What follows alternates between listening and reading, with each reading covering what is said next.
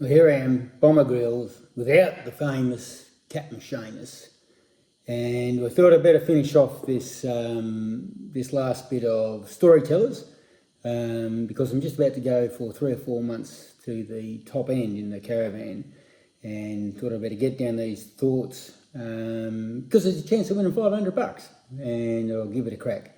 But also there's a chance to provide some information which might help anyone else who is thinking about doing the Tinny Rally Challenge. All right, let's go through a few headings. Signing up process. That was really easy for me because Captain Seamus did it all.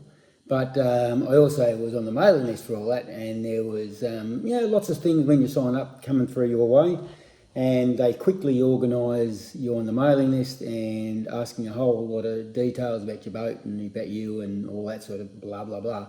And very efficient. Didn't have to ask you twice. They when you sent it, they seemed to receive it and didn't hear it again. So I thought the whole, like the Tinny Rally, the whole process went really smoothly. Captain Seamus might have a different idea, but too bad, too sad, he's not here.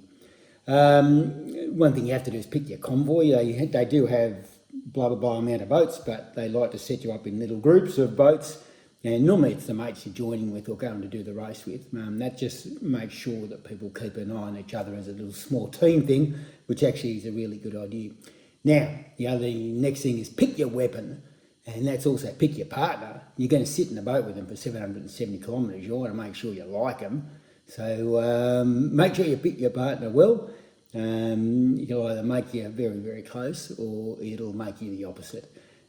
Fortunately with me, with Captain Seamus, it worked out really well. The weapon, it is a tinny rally. So, maybe have a tinny, but some people don't have tinnies. They might have that 5 metre or 4.8 metre cuddy cabin boat with a 50 on the back or a 60. That's fine. We had a 4.2 metre Buster, which had a 30 horsepower 4-stroke Yami on it, and it was a treat. And it didn't miss a beat the whole way, relatively new. So you'd expect it to go pretty well. It had a pretty wide beam, the Buster, so there was lots of room. Had a little bulkhead on the front with a bit of secure storage on it, which actually kept things dry. So you had to divide your stuff with things you don't care about getting wet and putting them in dry bags, or throw them underneath if they really, like there's clothes and stuff like that. All right, so that was, I found with the 4.2 with a 30 horsepower, 2 blokes, I'm about 70 kilos. Captain Seamus is a robust, healthy 90 kilos, but then you've got to think about the fact that you've got an esky, which is going to be full of probably beer and not much fruit and vegetables, and you're going to have your camping kit. Keep it light. Only need a one. You're not camping that often if you choose. You can go into caravan parks and cabins and that along the way, which we did, which was actually a nice change. You're also going to have fuel. Some are pretty long stretches. So we had about 100 litres, which is about 100 kilos of fuel. We did actually, in the second day, offload the 20 kilos and put it to Dan and the team, and they had it at lock 7 for you to pick up and throw it on board. So it lightens your load and also gives you that bit extra to get through, which we had no problems. We were getting 40 kilometres a tank out of a 20 litre Yami tank, and that had no problems, and I could have probably carried the whole 100 litres. Esky's going to weigh about 20 or 30 kilos, depending on what you stack it up with. Water, you're going to put another 20 kilos on it. So we put all that on it, and we didn't really practice about putting it on the plane before we got there, because Captain Seamus lives a couple of hours away from me. So we took the punt and just took it there. I did get a hydrofoil thing on the back of the motor, which gets it on the plane quicker. An important issue as well is that you might practice out on the salt water. It's different in freshwater. It's a little bit slower to get on the plane. Apparently it's the salt content that does that. So just be aware of that. If you're just getting on the plane in the salt water, you might not just get on the plane in the freshwater of the Murray. All right, but that's probably everything. If I had my choice, I probably would have stuck 40 horsepower on the back would have been perfect. But I had what I had, and that's what was going to take us there. And if I had to dump Captain Jonas before we got going because we couldn't get on the plane, that was going to be the price we had to pay for not being prepared and doing our pre-planning. But that's part of the action. That's part of the excitement of getting there on the very first day and realising that you've completely underprepared and completely not ready and completely unsure of whether you're even going to get it over the starting line. But we took off like pale-faced adios. All right, kit, I've already spoken about that. Hiking tent, get a nice small tent, keep everything light. Even your little camping stuff, like your little cooker, get those little small ones. But, we only used it once had some hiking food that we had to do. They have camp oven nights, they have pubs there, they have all sorts of things. But you could choose to do more nights where you're not in a van park or you're not in a cabin, you're going to do it rough every night. And then just keep it light. Fishing, if you love it, there were people doing fishing for the carp and the mighty cod, that's right, Murray cod. When people hanging around the locks waiting around that, some were throwing out lines and some were catching some, and there were people out there fishing, I presume. We just got to point A and point B, and that was our goal. And we didn't bring the fishing rods, but there's definitely people out there having a fish. It's not like you're going for bleefing tuna or anything like that. You're going for, there's Murray cods and all that sort of stuff. But that's fishing. If it's your deal, go and do it. Pre-training, I found out after 3 days I was getting a bit of a sore wrist. Right wrist, not for what the reasons you're thinking, but and I was wondering what the hell was causing that. And I realised that when you're doing the tiller for that long, which you normally don't do at a rear tiller, holding the thing and resting it on them, being very anxious in the first couple of days, is you're probably gripping that tiller a little bit too hard. And particularly if you've got 90 other boats bopping and buzzing around you, you're hanging on for life and skitting across the wakes and all sorts of stuff. And you realise after 3 days, you've probably been grabbing it a bit tight. So don't have to do pre-training for that. You just know that you're going to do 700 kilometres and you're going to feel a bit stiff and sore in some areas that you're not too sure of. So what I recommend is just relax. Let go of the tiller or let the other people fly off.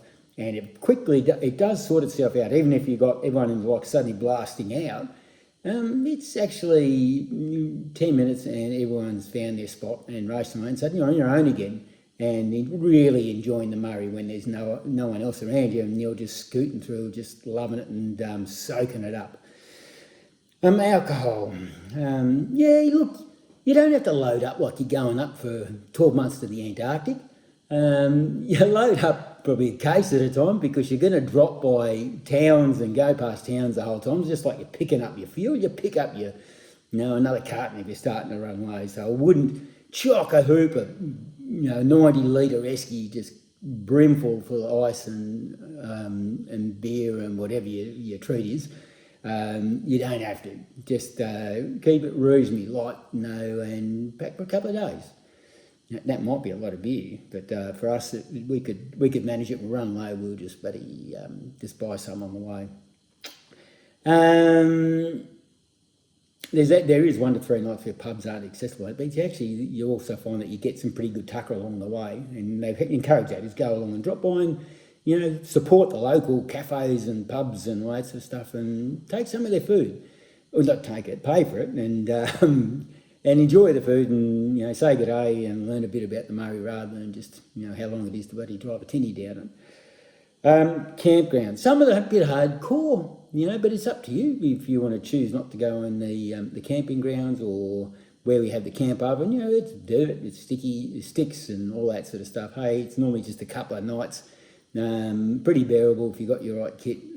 So not too bad. Sometimes we pushed on that extra 40 kilometres to get past where some camp areas were, where they're parking on the sandbars.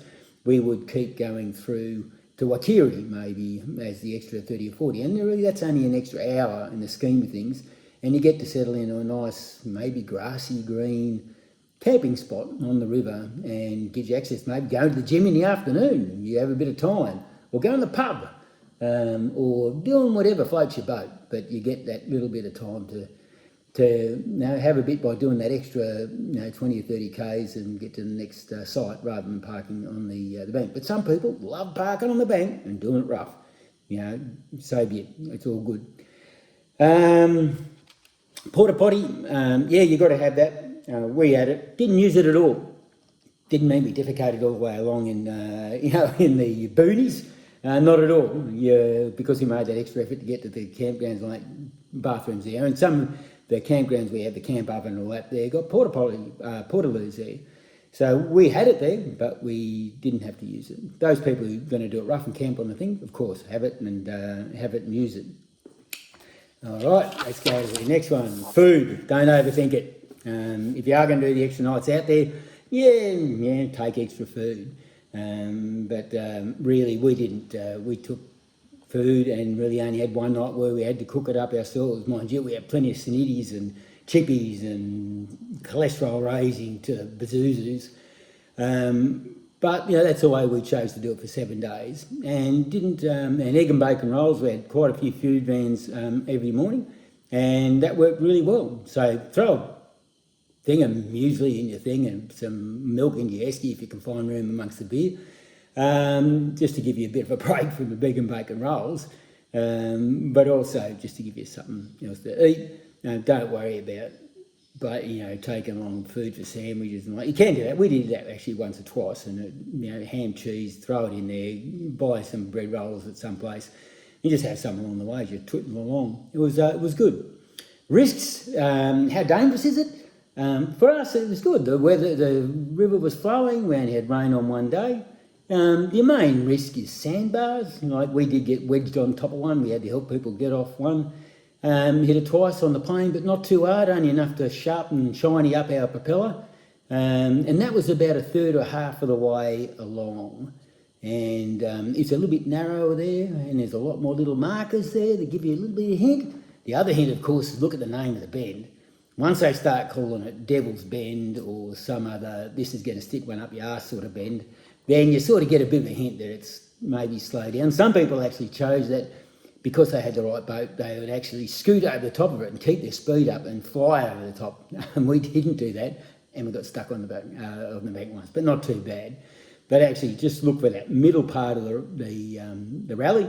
There are a bit of shallow water, and they give you plenty of warning. Just look at the names and where you're at. Etiquette.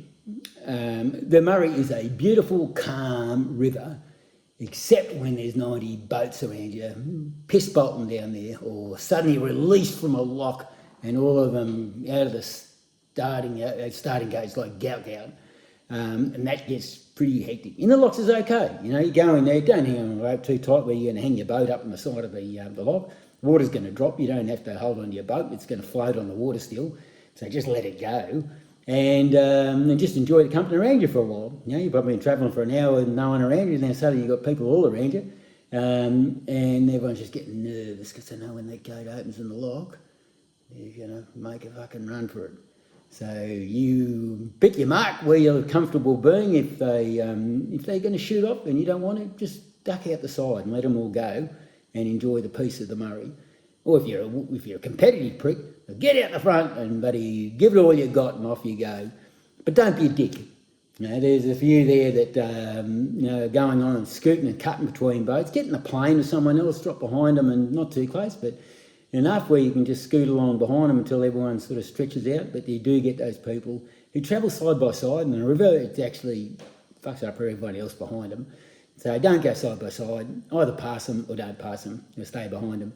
And don't go weaving in between them like you're doing motorcycle training on cones where you're zigging out and it just pisses everyone off.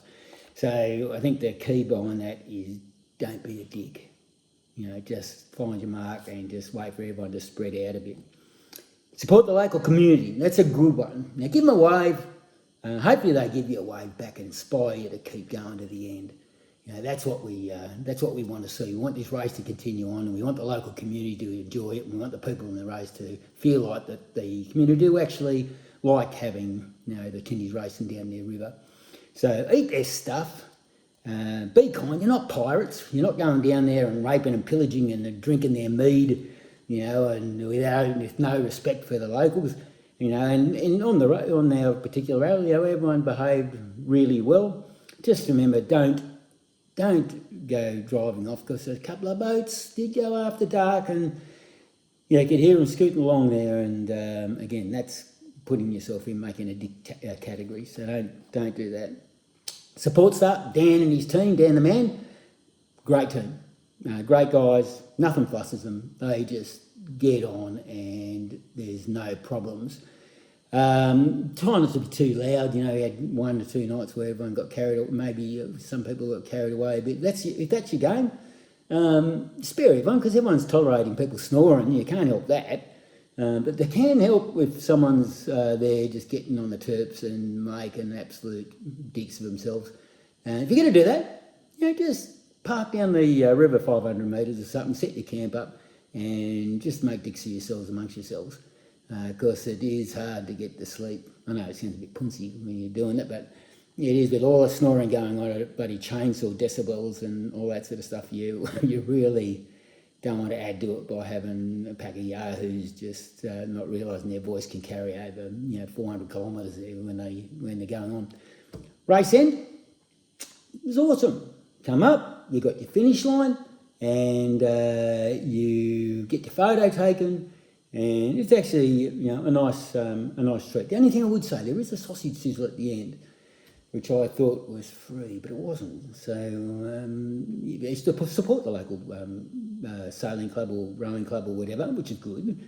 I reckon maybe, Dan, if you listen to me, maybe add 10 or $15 to the sign-on costs, and just get them to throw the snorks, because not people have got money in their pockets by that stage and walking over to get a snorker and realising they haven't got the dough to go and get them. So maybe that one sausage in a roll in a sandwich, just add it onto the cost. That's that's not a criticism. Take some cash with you. At the end of the race, have $10 in your pocket, go and have a snorker roll. Because there are coffee shops nearby and all that as well, and cafes and all that, which are really good food as well. Is it worth it for the money? Of course it fucking is. It was a great event, well organised, great crew, great participants, great fun. Everyone had the right spirit and enjoyed it, not at the expense of other people. So it was a hoot, and you get a great big Mario Milano belt buckle that you've earned if you stay to the end. And that's the only other thing I would probably say, is that we have to go from Mannum all the way back to the south coast of New South Wales. It's a 15-hour trip for us the next day. So, I might have tried to get some of that out of the way, because we got in about midday on that last day, and you have to stay there to the end when they do. And I get it, they do a auction, and they auction off a whole lot of stuff and make money for some good causes. So I get it, but I think the belt buckle's earned if you finish the race, and it doesn't matter if you're at the thing or not.